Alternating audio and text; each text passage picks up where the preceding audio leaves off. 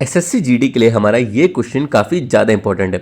ये हमसे यहाँ पे पूछ रहा है कि कर्नाटक संगीत मुख्यतः भारत के किस भाग में प्रचलित है, यानी कि जो कर्नाटक म्यूजिक है वो इंडिया के किस पार्ट में मेनली प्रैक्टिस किया जाता है, पश्चिम भारत, उत्तर भारत, दक्षिण भारत या फिर पूर्वी भारत। तो चलिए हम एक बार कर्नाटक संगीत के बारे में समझ लेते हैं। हम अपने आप ही देख लेंगे कि भारत के किस भाग से मतलब जुड़ा हुआ है। जैसा कि हम यहाँ पे देख सकते हैं, जो कर्नाटक संगीत है ना, ये भारत की शास्त्रीय संगीत परंपरा का एक बहुत ही प्रमुख रूप है और ये मुख्य रूप से दक्षिण भारत में प्रचलित है।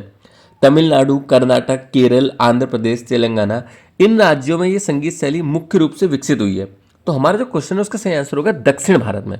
अच्छा, इसके बारे में कर्नाटक संगीत की मुख्य विशेषता अगर हम देखें तो ये भक्ति आधारित संगीत होता है। इसका मतलब है कि इसका जो अधिकांश भाग है ना वो डिवोशनल, भक्ति, इस चीज़ पे आधारित होता है, भगवान की स्तुति में गाया जाता है इसे।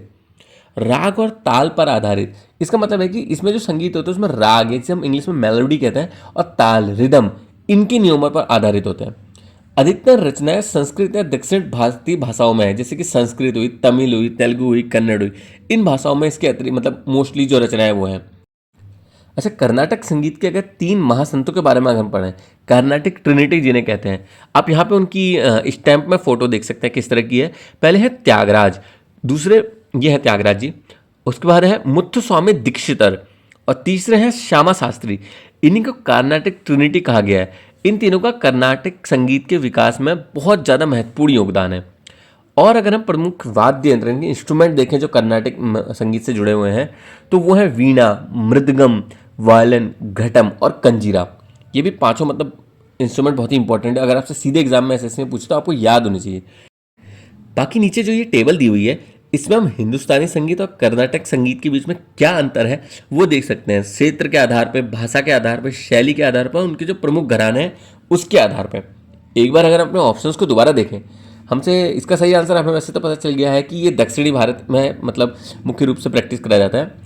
पश्चिमी भारत, यहाँ लोक संगीत और शास्त्रीय संगीत के अन्य रूप मिलते हैं, लेकिन कर्नाटक संगीत यहाँ पे नहीं मिलता, इसलिए इसका ये ऑप्शन सही नहीं था। उत्तर भारत अगर हम देखें तो यहाँ पे हिंदुस्तानी शास्त्रीय संगीत प्रमुख है, आप उस टेबल में देख सकते हैं।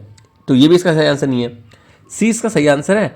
और पूर्वी भारत, यहाँ पे रविंद्र संगीत, ओडिसी संगीत, ये सब मतलब फेमस है, ना कि कर्नाटक संगीत। तो ये भी इसका सही ऑप्शन नहीं है। बाकी एक छोटी सी बात अगर आप याद को, अगर आपसे कर्नाटिक म्यूजिक है तो कर्नाटक से आपका निकल गया है कर्नाटक, एक जैसा राइम कर रहा है, और कर्नाटक अपना साउथ का पार्ट है।